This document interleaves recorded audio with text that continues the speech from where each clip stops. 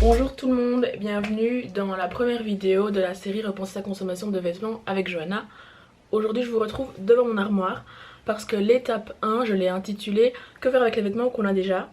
Et donc l'idée ça va être dans un premier temps de faire son armoire tout simplement. Si on a des vêtements dormants dans son armoire que nous-mêmes on les porte plus, bah, c'est toujours intéressant que quelqu'un d'autre les valorise. Donc je vais enlever tous les vêtements que je ne porte plus. Si ça fait longtemps que tu dois faire ton armoire, prends cette vidéo comme un signe de faire ton armoire. Et moi je vais tout mettre sur la chaise ici.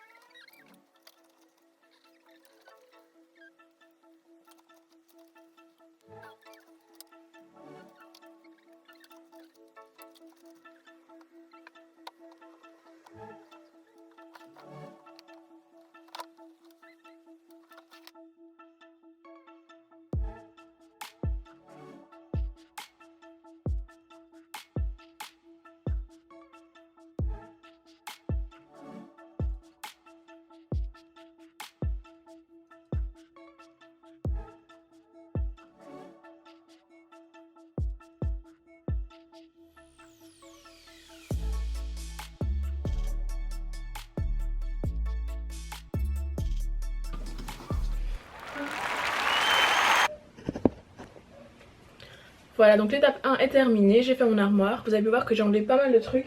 Mais je pense qu'il ne faut pas avoir peur, vraiment, si vous les portez pas, enlevez-les. Vous pourrez de toute façon les donner, les revendre ou en faire quelque chose. Moi ce que j'ai le plus de mal à faire c'est à ne pas revenir sur la pile pour reprendre des trucs en me disant oh peut-être que je vais les mettre, peut-être qu'ils vont finir par me servir un jour. Mais vraiment si vous les avez enlevés c'est pour une bonne raison, donc laissez-les là. Maintenant ce qu'on va faire, sans compter les vêtements qui sont derrière moi, qui ne font plus partie de mon armoire et que je ne vais pas remettre, ils font plus partie de mon dressing, je vais regarder avec l'aide de Big Sister Swap si ma garde-robe est durable en fait. Donc il y a plusieurs critères, je vais les afficher à l'écran et on va regarder tout ça ensemble. Vous pouvez aussi vous amuser chez vous après l'exercice à voir un petit peu. Et pour la dernière partie de la vidéo, on va voir comment faire durer ces vêtements. Donc maintenant, je vous retrouve avec le visuel de Big Sister Swap. Donc vous avez eu le temps de faire pause et de peut-être lire le visuel et on va voir comment ça s'applique à mon dressing et combien de points j'ai. Bon, pour les besoins de la vidéo, je ne vais pas faire tout mon dressing parce que ça prendrait beaucoup trop de temps. Ce que je vais faire c'est que je vais prendre 3 pièces complètement au hasard ici dans ce qui est sur les cintres. Parce que c'est quand même une grosse partie de mon dressing et je vais calculer le score de ces pièces. Et on verra ce que ça donne. Totalement au hasard, sans regarder, je vais prendre ceci. Alors... Ok, donc ça c'est une jupe qui vient de la fast fashion et qui est en matériaux synthétiques, ça va me faire beaucoup de points je pense. J'ai pas encore calculé, je vais mettre à l'écran combien de points cette jupe me donne. Je l'ai achetée il y a plus d'1 an ou 2, donc ça me fait moins 5 points, mais malheureusement elle vient de la fast fashion, ce qui me donne plus 10 points. Je la porte assez souvent, donc je me renlève 5 points, et elle est en polyester ou autre fibre synthétique, donc c'est plus 10 points en plus, ce qui me fait un total de 10 sur 40. Le moins de points, le mieux. Deuxième pièce au hasard. Ceci, encore du noir, c'est également fast fashion et également synthétique. Et une dernière, j'espère que je vais enfin prendre un petit peu seconde main. Ok, je regarde pas. Ce gilet, encore du noir et encore de la fast fashion, donc vous voyez que je peux bien améliorer mon dressing à ce niveau là, mais il a quelques années, j'ai vu dans le tableau que quelques années ça enlevait des points, donc je vais aussi vous afficher le score de ce gilet, un bel gilet noir. Et n'hésitez pas à un peu analyser votre dressing, voir vos habitudes de consommation, si vous achetez beaucoup des matériaux synthétiques, des matériaux plus naturels. Et si vous aimez la seconde main, si vous avez des vêtements que vous n'avez pas portés avec des étiquettes dessus également.